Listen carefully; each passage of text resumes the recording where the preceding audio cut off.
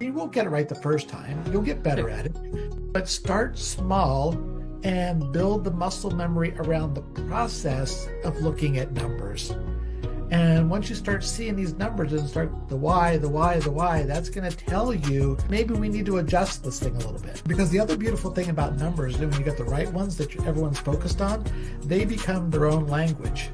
Everyone knows exactly what this number means, why we're tracking it, how we impact it, and therefore the team collectively owns it. Welcome to Beyond the Business Plan. I'm Leanne Lyon, your guide on this journey to success. We will explore the inspiring stories of visionary leaders and groundbreaking entrepreneurs and unveil the tools and strategies that can empower you to manage your business from anywhere in the world. Join me, Leanne, as we learn, laugh, and take the leap towards unleashing your joyful business journey. And let's make it happen now. My guest today is Lynn Corazzi, a former Procter & Gamble finance leader who traded corporate life for a front row seat to real business challenges. Now, as a fractional CFO and founder of Data to Profit, the 2 is the number 2, he is known as the data magician, the one who turns "I hate numbers" into "Ooh, now I get it." Lynn helps business owners take control of their finances, boost profitability, build long-term value, and grow personal wealth. Think of him as your financial translator, turning accounting speak into plain English so you can finally feel confident about your numbers. Lynn lives in Wisconsin and has been married since the late 80s, raising 3 adult children, 2 orange cats, and 1 special boy who calls him Grandpa. Lynn, are you there? I am. And let me tell you, I wish every introduction was that enthusiastic, was that personal. I just sat there and smiled the whole time I heard it. Hello, thank you. Well, you know what? That's really the job of being a good introducer. It's not just about having something, but really, putting some life into it. And truly, I don't have guests on my show that I haven't met. We are not strangers to each other. But our first conversation was so much fun, and I just knew that this would be as well. And truly, I love the spirit that you put into helping me craft your introduction, the data magician and everything else. You have a very fun personality anyway. Well, and fun is really part of my brand, just because I know that so many business owners, they started their business because they wanted to make the best muffins or do this great service, not to manage a bunch of numbers. And they avoid it and they don't want to do it. I said, gosh, we need to talk about these things. And so we are going to have a lot of fun working together, just because that's how we're going to get through our day. What's kind of funny is that I don't have a virtual background. Anybody listening to the podcast, you can also catch us over here on YouTube. And I have a lot of books on the bookshelf behind me, but this book, Lynn, was right next to me. And I'm holding up the book, The E-Myth Revisited by Michael Gerber. Are you familiar with it? I'm not. Oh, it's funny because that's exactly what you were talking about. The subtitle is Why Most Small Businesses Don't Work and What to Do About It. And it's really about creating standard operating procedures because so many businesses don't. And in here specifically, a business owner named Sarah who loves to bake pies just, is told, "Oh, you're so good at baking pies. You should go into a pie making business." And suddenly she finds herself so slogged down with all the stuff. She's not even enjoying or even making pies. She's hiring people to do the thing she loves to do. Have you run into that yourself? I see it all the time. I'm guilty of it. Okay, when I started my business, it was just me.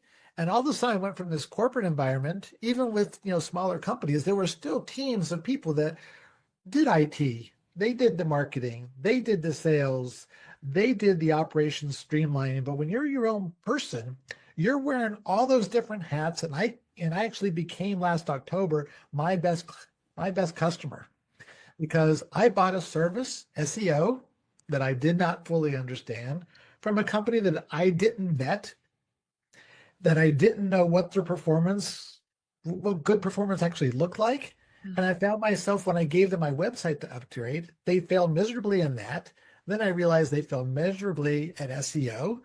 And I felt after 7, 8 months of paying that I was ashamed because I didn't know. I felt embarrassed because I wasted all this money, and I really didn't know where else to turn Wow. until I reached back out to a marketing person that I met years and years ago and said, Lisa, I needed to hear a friendly voice today. and just working with somebody. And I thought, God, that's what I try to do with people and their numbers.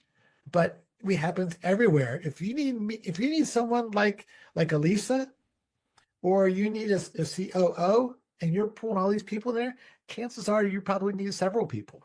And so what I love to tell people now is, if we work together, you're not just getting me, you're getting my entire network. Because quite frankly, sometimes you even have bigger problems in your finances that you don't know how to deal with. There's so much I'm loving about this. First of all, do you know, maybe you remember, we have something in common in that we both really actually do love numbers.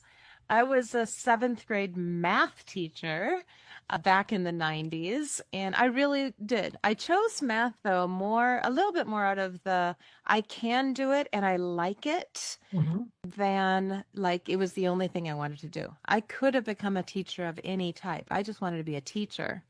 But it made sense for me since I wanted to work with middle school. And when I thought about the work that I was going to do, I was like, well, let's see, I don't want to correct 1,000 English papers.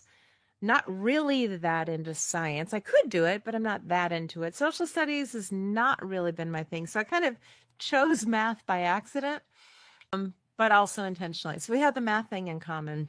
Yeah. Well, the interesting thing about that is I really don't like numbers. I use them. I'm very good with them, quite frankly.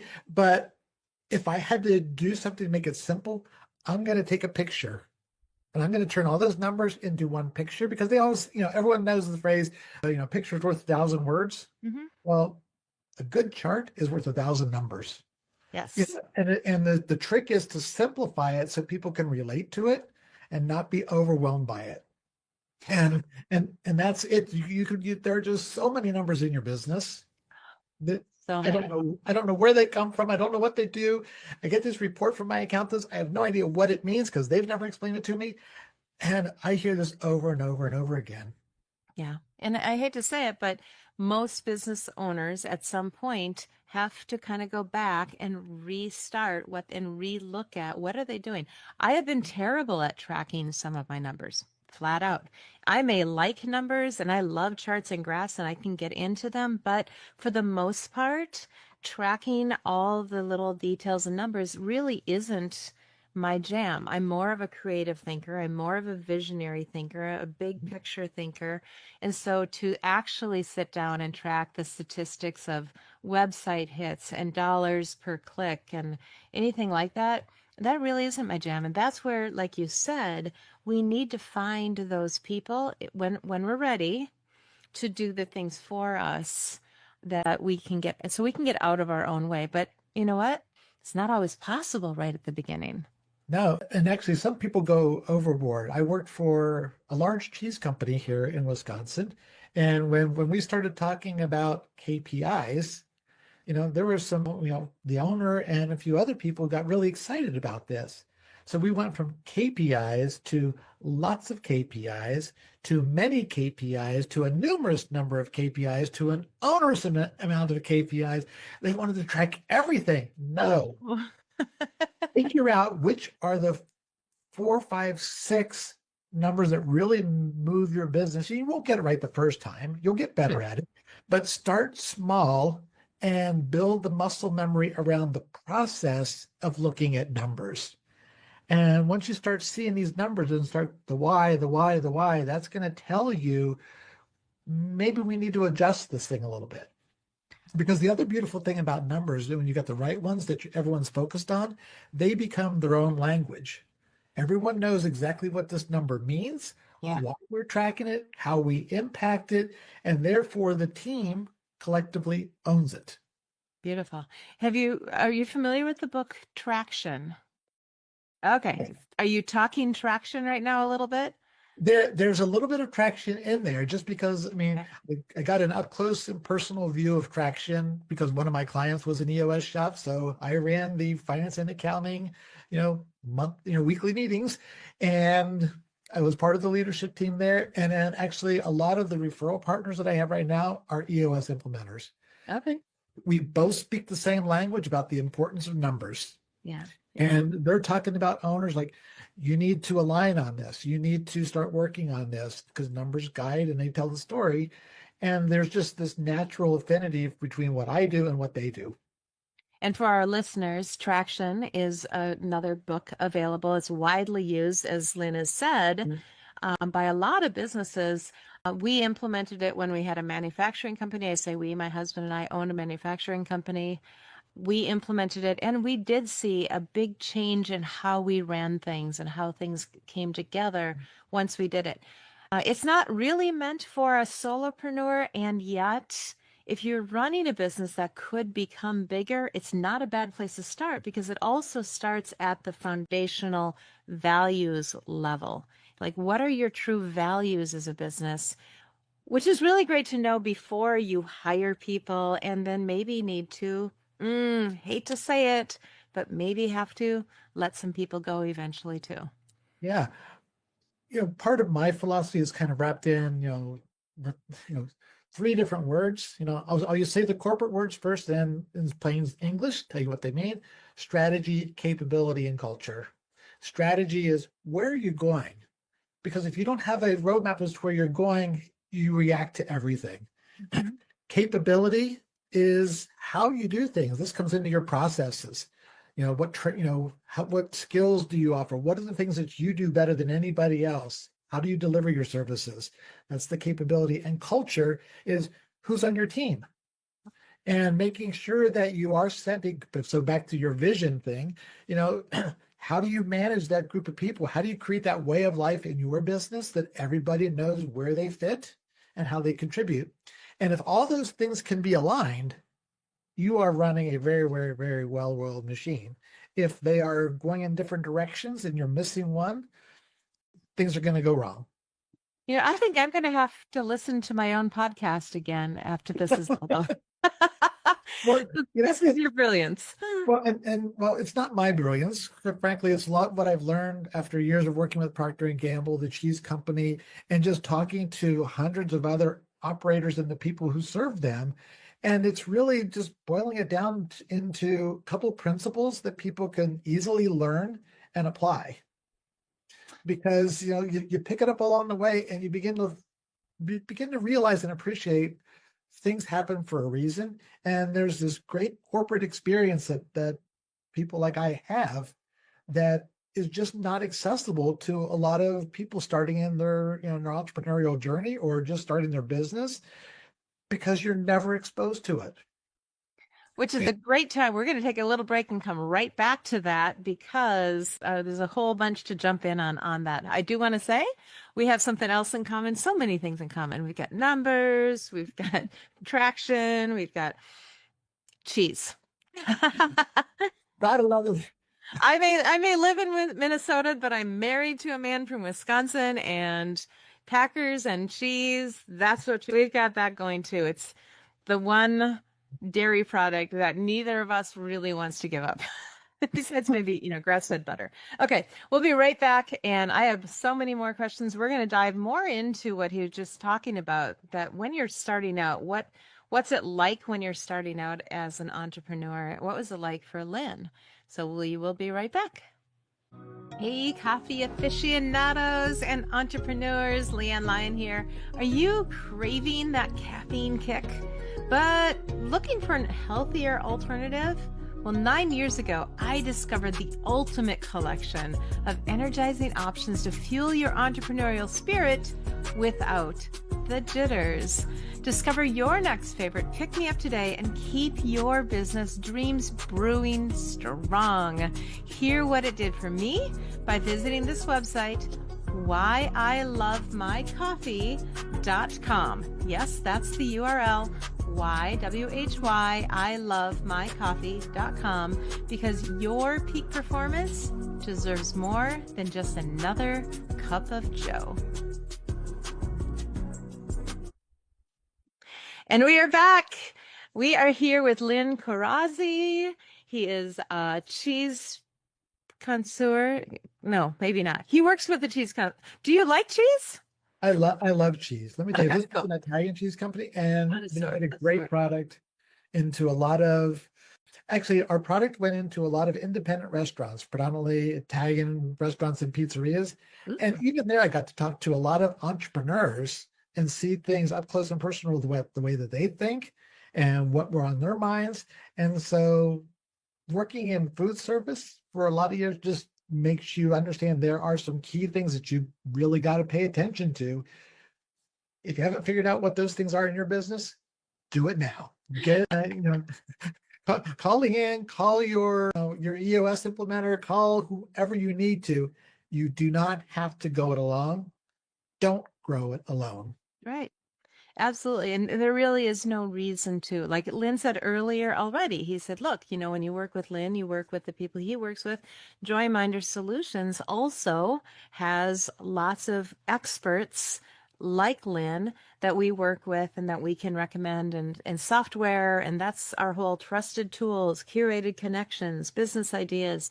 It's all there for you when you're ready to take that leap into business. But Lynn, you started with a bigger company. I've heard of Procter & Gamble before. I think it's a big company. Just give me, what is it, top 100, I'm sure.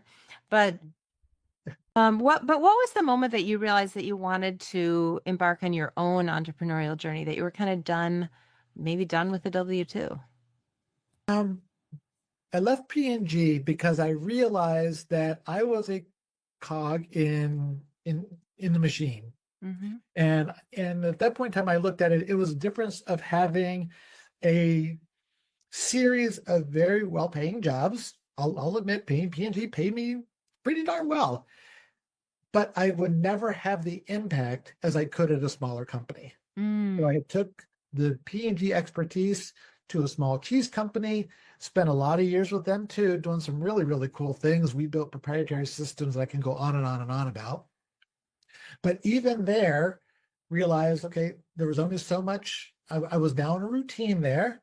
And when I left there, that's when I became almost the accidental entrepreneur, because I didn't know what I was going to do. And I started to tell people, yes, I'm looking for a job. I'm telling other people I'm thinking about starting my own business. And finally, a guy named Lori Rifkin, told me, Lynn, you're confusing the heck out of people. Pick one and go do it. So I started my business with a great idea that turned out to be not so much of a great idea. And it evolved over time. So I went from talking to somebody who spent years, I squandered years of my life talking to people about data and data analytics, and realized I was causing people's eyes to glaze over. And then I worked with a business coach who said, Lynn, what you do with numbers is magic, and you're going to become known as the data magician. I said, Pat, I can't say that. He said, well, Lynn, think about it this way. With the way you look at numbers, what you do, how you interpret them, just remember that to a caveman, a Bic lighter is freaking magic. So, okay. And sometimes you just need somebody to really call out, the flaws in your own beliefs or the way that you're approaching things, and get some good advice. And that really set me on the journey to becoming, for all practical purposes now, a fractional CFO. It was a fun journey along the way. And when I started my business, I knew nobody. Now the greatest thing that I can do, and one of the things that gives me joy, is being able to say, Diana, you need to meet Anna, because she's going to be your new best friend when it comes to taxes. Yeah. That's a conversation I literally had like an hour and a half ago. That's so perfect. So what do you wish you had known before you jumped into your entrepreneurial journey? I wish somebody had really told me just how hard it was going to be. Okay. because of all the things that you have to figure out on your own.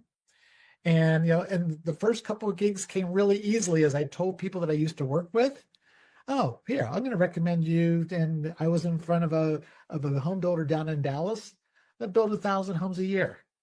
And I'm telling them things about their business that they'd never done before. Someone else gave me a recommendation into another e-learning company. Went in there, let's put this process in place. Working with even just a small landscape company, it's like, God, you're getting all this really bad advice from me that's actually saving you tax money, but there are just so many better ways that you could have done this. And so nobody tells you all this stuff going into it. So I wish I would have done more homework instead of just kind of like jumping into it. And I wish I would have hired somebody earlier to manage the inbox to help develop some of the processes, because I thought, hey, I'm not, I'm doing okay, but if I pay somebody else, I'm giving money away. But really realizing that, okay, if I pay somebody else $15 an hour to manage my inbox, that's that's several hours a week that I don't have to do that. I'm going to add on to that too.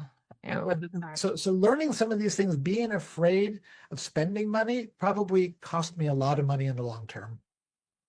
Yeah, there's so much to that. And you can, like you said about the KPIs earlier, you talked about the guy who's like, we love KPIs. We really, really, really love KPIs. You can go overboard even on getting help too. Yes. I think looking back, I think I jumped into hiring help actually a little bit early. I mean, I knew what I knew, but I felt like, oh, I felt a little, this is very hard to say, but I felt a little entitled to have help. I had run a manufacturing company before. I had help in the manufacturing company before. So when that closed and I launched into something new, I kind of felt entitled right away to have help that maybe I couldn't quite fully, didn't maybe need yet, and couldn't quite fully afford yet. And so it is a tough balance between the two things. Now, but I want to add on one more thing.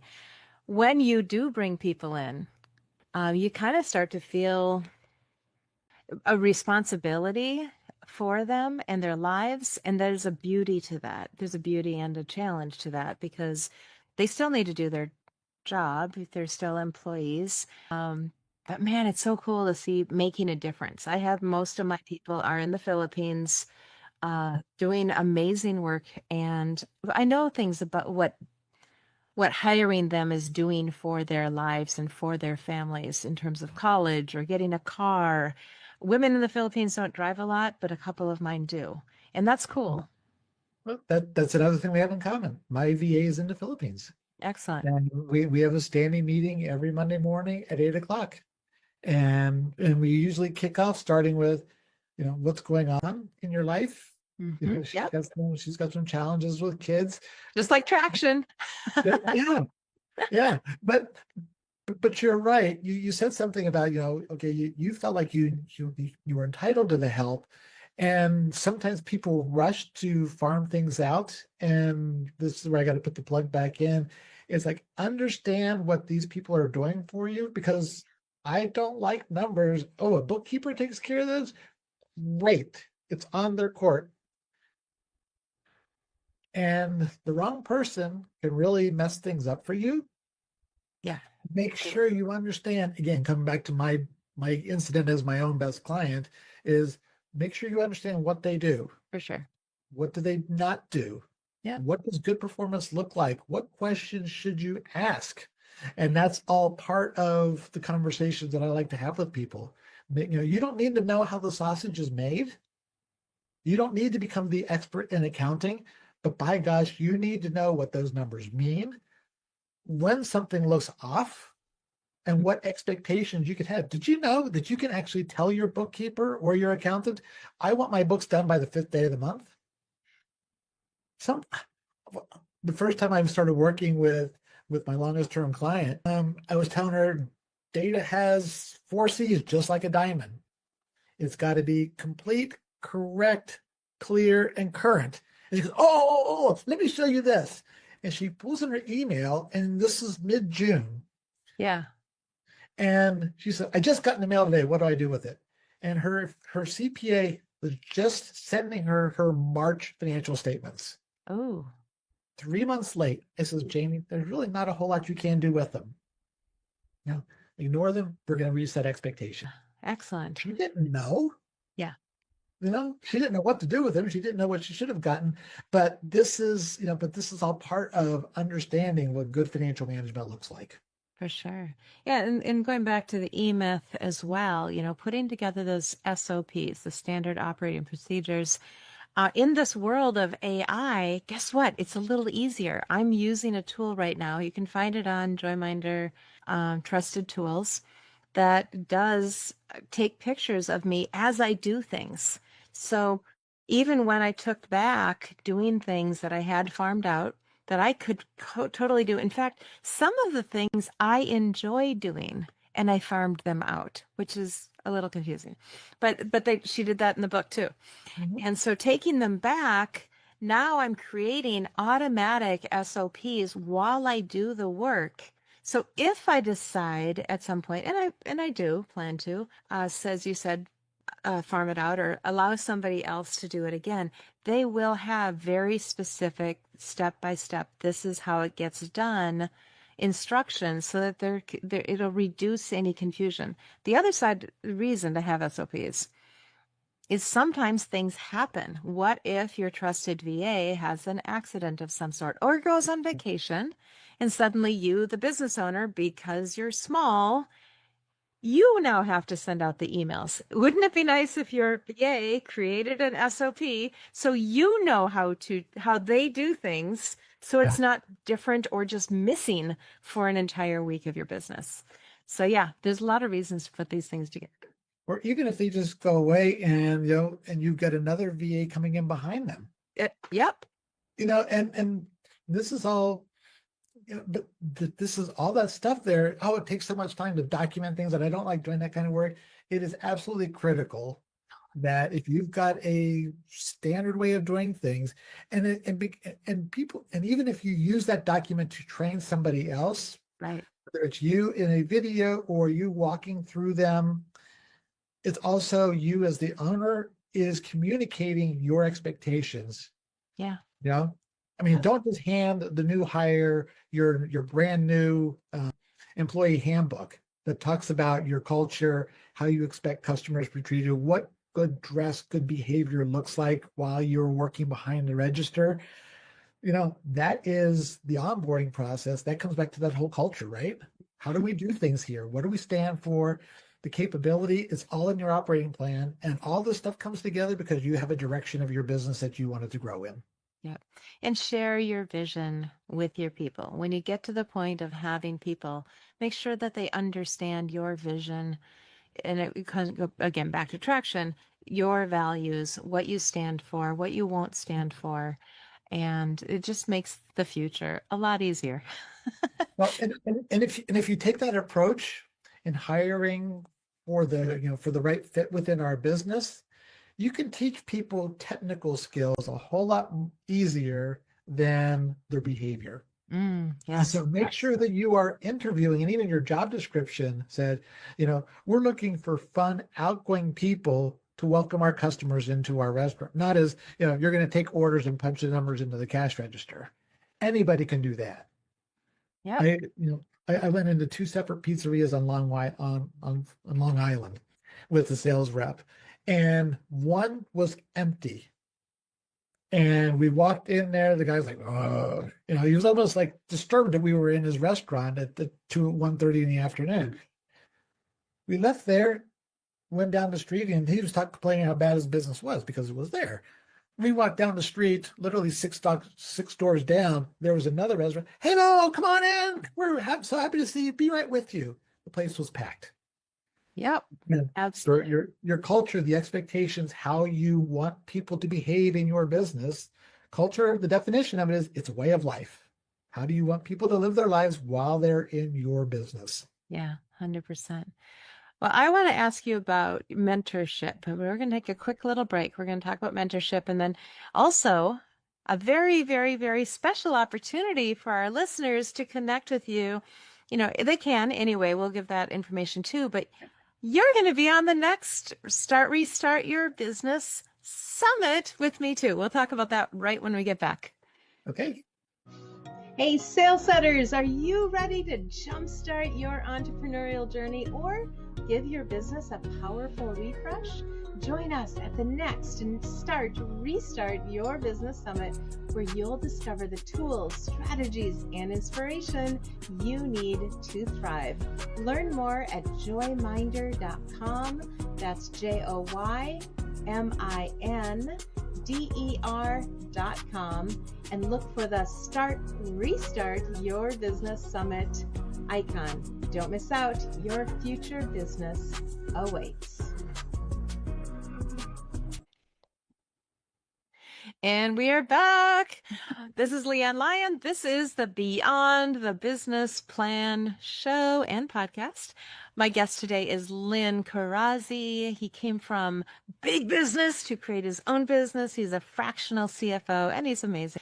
Lynn, as you've grown, as you've evolved, as you've left a big business, created your own, what part did mentorship or community play for you?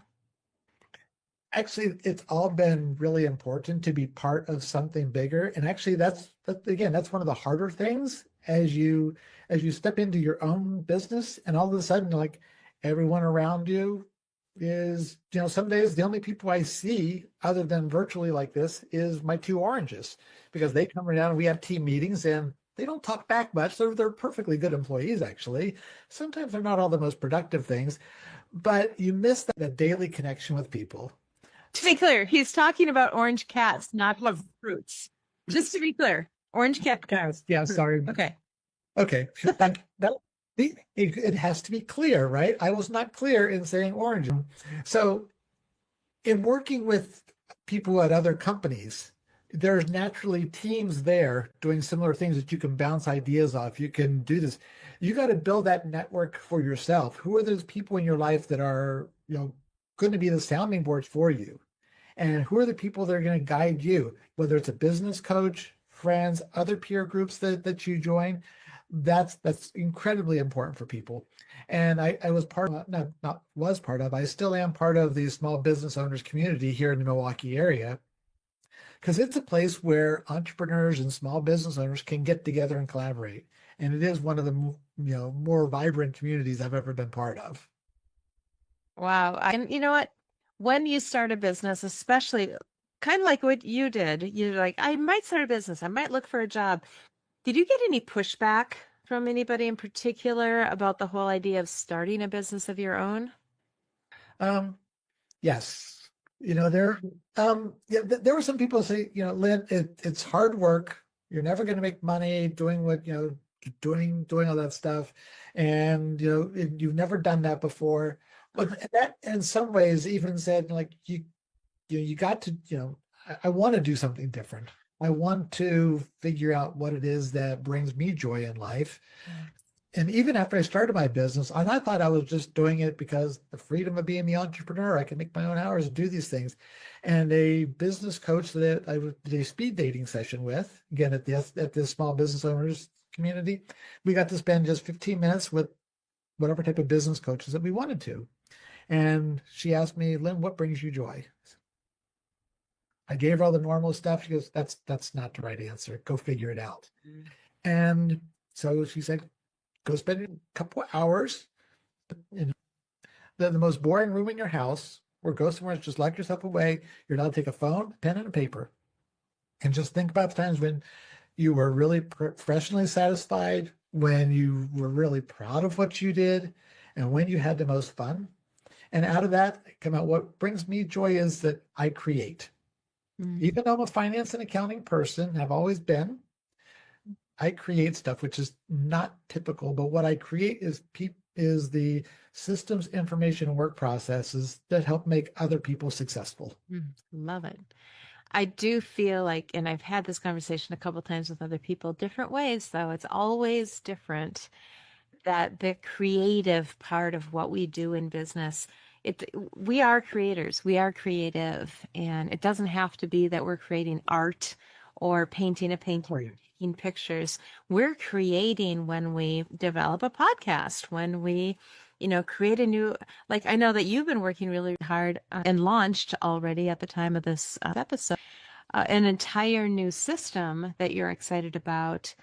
And you'll talk about it more on the summit coming up. Yay! And people can register for that. You can look it up at Restart Your Business Summit. If you go to joyminder.com and get more information about the summit, and Lynn will be one of our speakers.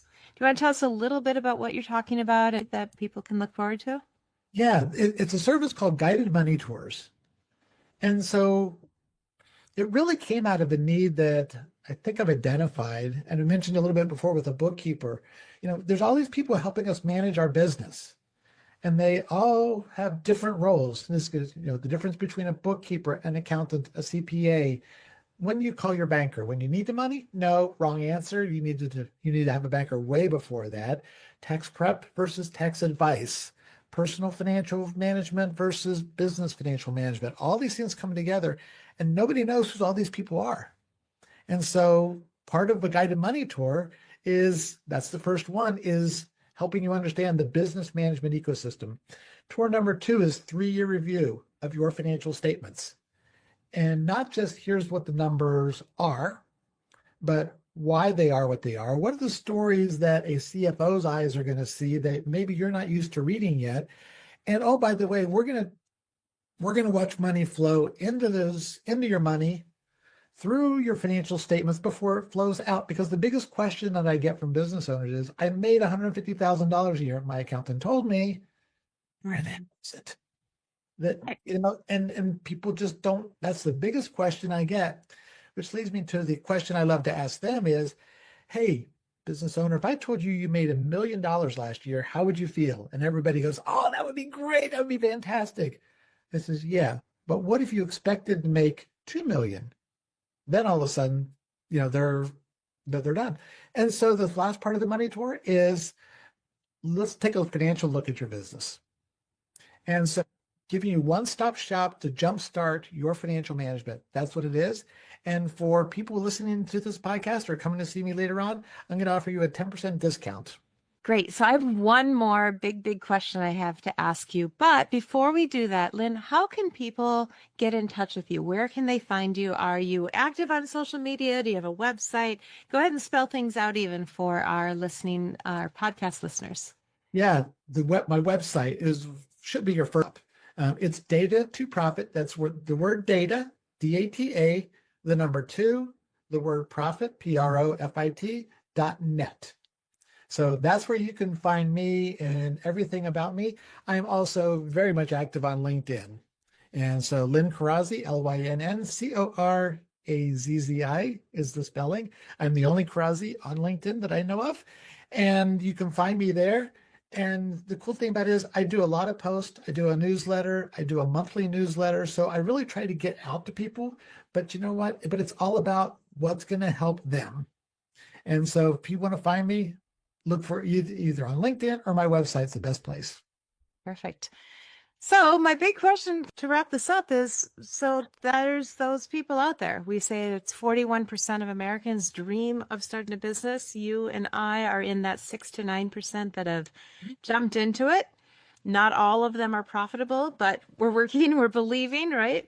And then we've got about 30 to 33% sitting out there, maybe starting something on the side, great, or maybe just hesitating, not starting anything yet. What advice would you give to those people? Those people really look at and begin thinking about, what do you want to achieve with your business? And making sure that before you just jump in and start doing it, start building some relationships and really talk to somebody. What does it take to market your business? What are the things that you're going to have to do if you start hiring people? This comes into the HR compliance world. And certainly, when you open up your first LLC and you write that check to the state, whatever state you're in, that's when cash flow starts in your business. Pay attention to your monies to your numbers and your money from day one. Understand it, get some help along the way. Again, you can do it for a little while, but in every area that you're not the expert, find somebody who is, talk to them first. Like, You ready to? Oh, go ahead.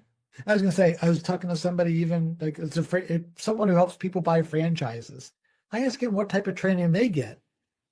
You get the books, you get some training, you get some orientation, but do they teach you how to actually run your business? Not always. So understand, ask a lot of questions first. Excellent advice. Appreciate it. Anybody listening on this podcast, you do want to come over and check this out on YouTube. This man just has a smile on his face this whole time, and it's just wonderful. He's such a engaging, friendly person, not the nerd that you think. Just and by the way, Lynn, it's 2025. What is it? You said something, a check? Just kidding. You said write a check. I actually did write a check once this year, and we're, no, we just, but the proverbial check. We'll go with that. Well, thank you, Lynn. This has been, as expected, a joy to have you on Beyond the Business Plan. So much. Well, thank you. I really appreciate the opportunity, and I look forward to being with you at the summit in September.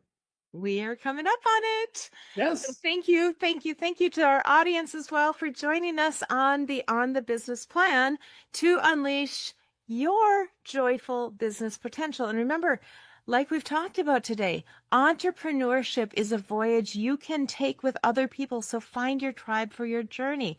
Maybe it's jumping into our Facebook group for Beyond the Business Plan.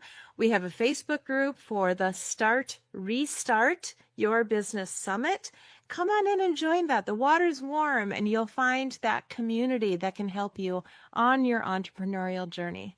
And then, of course, give us a like or subscribe or whatever you do on your favorite podcast or video platform, and keep shining and aligning with your purpose and Joyminder Solutions. And come on back every week for our new inspiring episodes.